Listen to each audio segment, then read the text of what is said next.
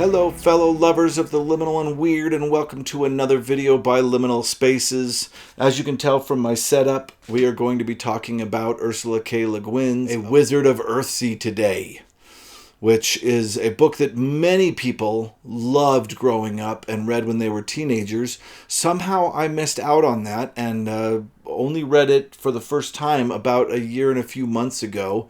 And unfortunately, I DNF'd it at that time. I got halfway through and DNF'd it, which I'll talk about more in the future. But during my recent road trip, I traveled with my aunt, and we love to listen to stories as we travel. And we listened to Tales of Earthsea in the car on Audible, and it was absolutely incredible. I highly recommend that you read this, or if you like Audible, the reading of this was really good. I really enjoyed it.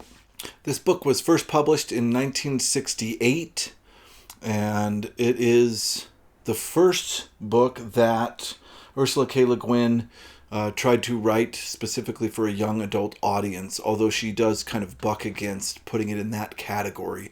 And I can see why. This is incredible for readers of all ages. A quick synopsis of the plot. The novel's about a young man named Dooney who was born on an island called Gaunt in the Earthsea area.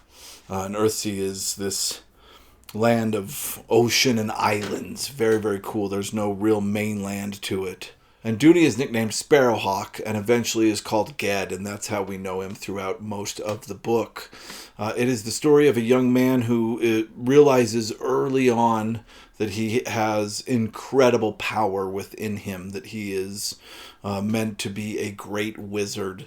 And it deals with how this young man deals with, and eventually regrets his pride and ambition in this power that he holds.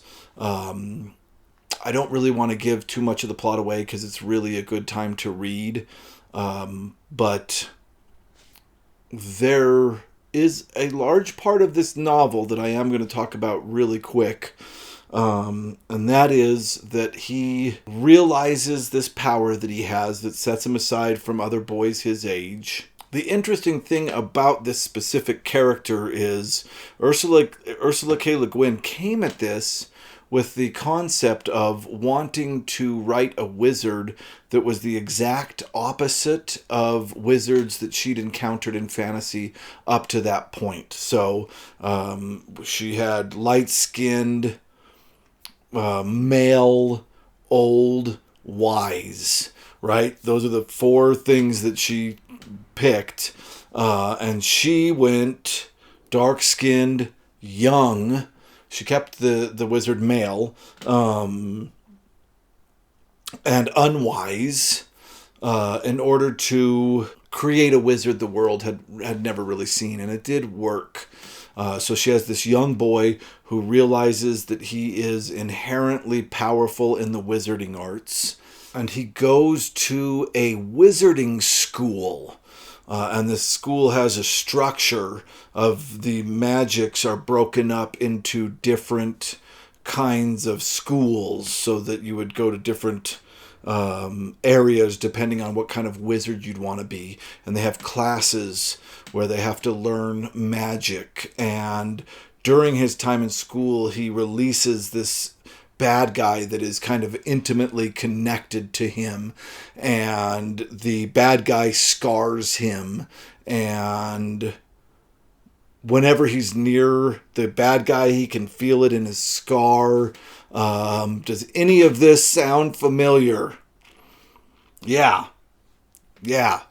A lot of people have compared this section of the novel and Harry Potter.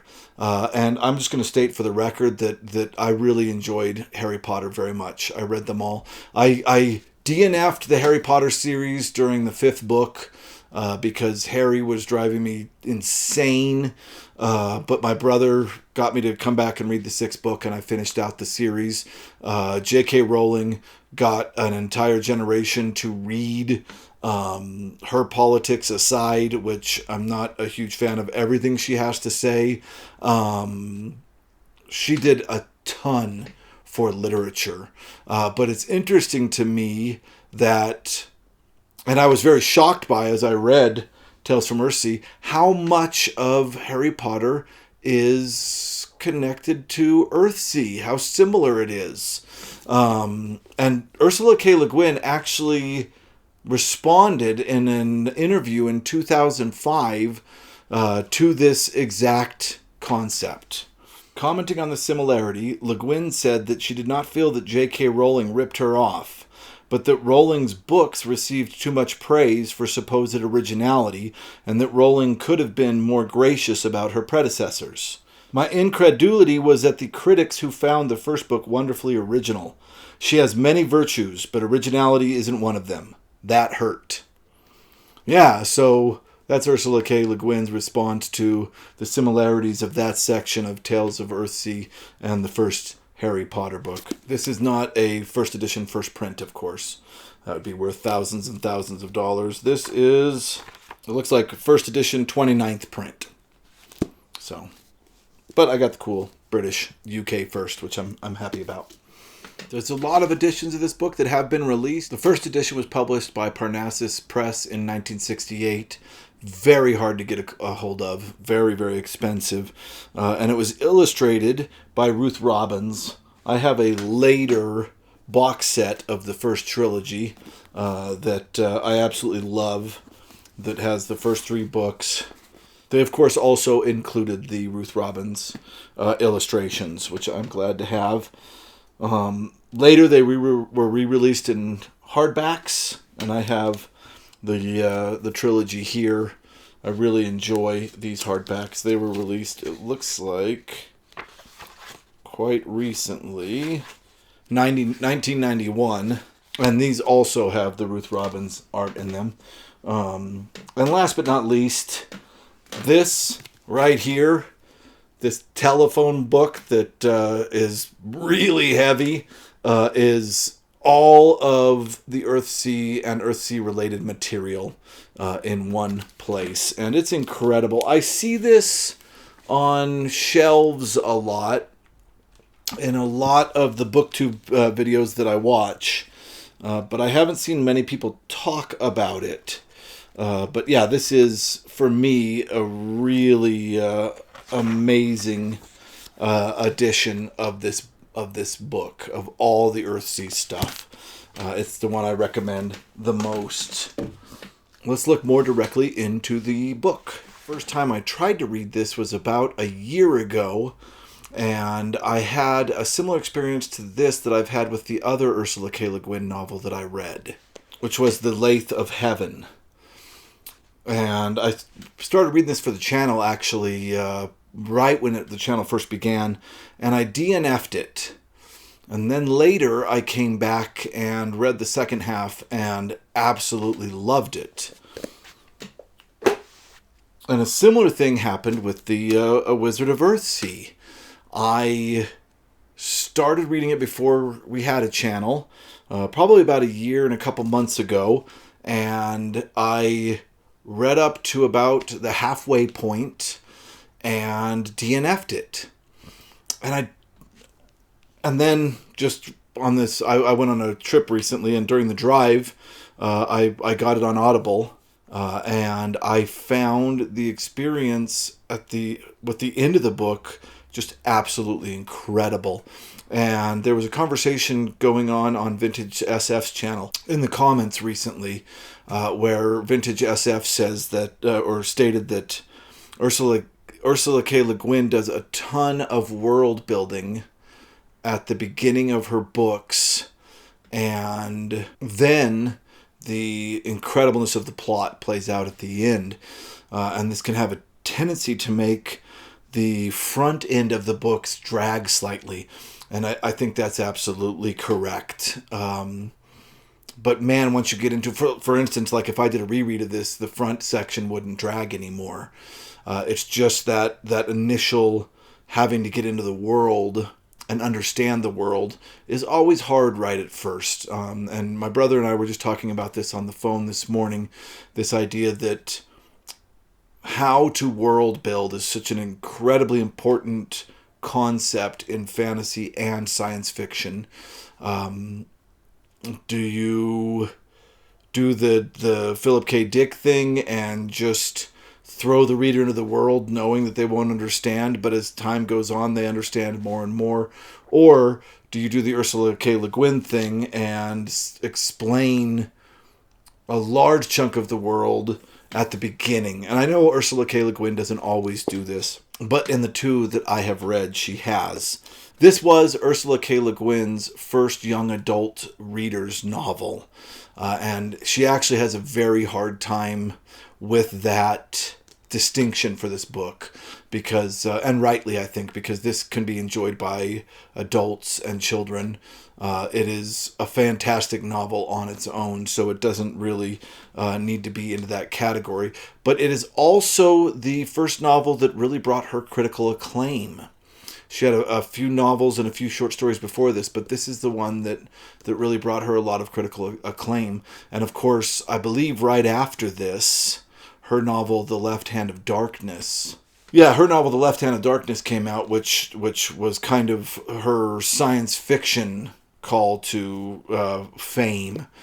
So really, she took both fantasy and science fiction by storm. She has very interesting prose. It's beautiful. In The Lathe of Heaven, there were points that I had to go back and reread. In this one, her prose is very succinct. And I think that's because she had a younger audience in mind, which I think worked very well for this. The other thing I want to say before I move on from why I DNF'd these two books and then came back and read them and they were wonderful, is Ursula K. Le Guin has what we call in the creative writing industry an interesting psychic distance with her characters. And what I mean by psychic distance is how close she allows the reader to be to her characters. And I often feel a very wide distance between myself and the characters in Ursula Le Guin's novels. For instance, I just read The Shadow of the Torturer by Gene Wolfe, and I feel like we are privy to what is going on in Severian's head at all times. Whereas in A Wizard of Earthsea, I don't think we are privy to what's going on in Ged's head at all times. And that is psychic distance. She has prose that sets us back from the main character so that we're not experiencing through the eyes and thoughts of the main character, but we are seeing the main character's actions outside of the narrator. It's the best way I can explain that. So sometimes Ursula K. Le Guin's characters make choices that drive me nuts, and I don't feel like I have any way of understanding why they made the choices that they did. And this was true in Lathe of Heaven, and this was true in Tales or A Wizard of Earthsea. So having made my way all the way through this book, I will say right now that the first half of this book is absolutely necessary for the awesomeness that is the second half of the book. And even the first half's not bad. It's just a little bit of a, for me, it was just a tiny bit of a struggle to get through that first half. Also, this book, in my opinion, ends twice, in the sense that she has a perfect Freytag's triangle, which is the inverted check mark of plot. You know, where you have the ground situation, the rising action, the climax, and then the after situation, or the denouement. I feel like this story does that twice. That there's two waves of Freytag's triangle in this book, which I think is super cool. I could see somebody making a television show of this that would have a season 1 and a season 2, and I could see exactly where they'd split it. Which may be one of the reasons that I DNF'd it the first time, is that I felt the story end and pushed it aside. And in fact, in my brain, when I looked back on when I read it a few months ago, I felt I read it almost to the end, that I only had like one more chapter and I stopped. And I was always like, dang, I shouldn't have stopped that. I was almost done. But then I realized I was only halfway through. In my memory, I had almost finished the book, but I was only halfway through the book. Because it ends so strongly once in the middle and once at the end. And I'll get more into that in the deep read that I put up in a couple of days. But anyway, yes, I just wanted to kind of move forward from that. The prose is incredible. The character building in this is incredible. It's a little cold, like I said, because Ursula K. Le Guin stands far back from her characters. But I love Ged, and I love the journey that he goes through. And that really makes this inherently readable. The themes are absolutely incredible. It's definitely a coming-of-age novel. But it also brings in kind of a Taoist concept of balance that we later saw in Star Wars, of course. It also considers the importance of both light and dark and good and evil, and how they are connected to each other and can't really be separated that perfectly. That the more you go into the dark and the more you go into the light, there's a stem of both, right? If that makes sense. It deals with some pretty incredible stuff for a coming-of-age novel. I think it's absolutely wonderful, and of course I do recommend this. I'm looking very much forward to reading the next two novels in the original trilogy. The Tombs of Atuan and The Farthest Shore, which I think completes the first trilogy of the Earthsea trilogy. So, I highly recommend that you go read this. It is an incredible read. But also, I warn you that getting past the first half can feel like slow going. But trust me, right after you get over that hump, it is incredible. It just takes off halfway through the book and is so satisfying when it does. So yeah, go give this a read. I think you'll really enjoy it. Thank you very much for watching this video to the end. If you liked it, please click like. And if you like this kind of content, please click subscribe, because we're going to be making a lot more of it in the future. Thank you so much.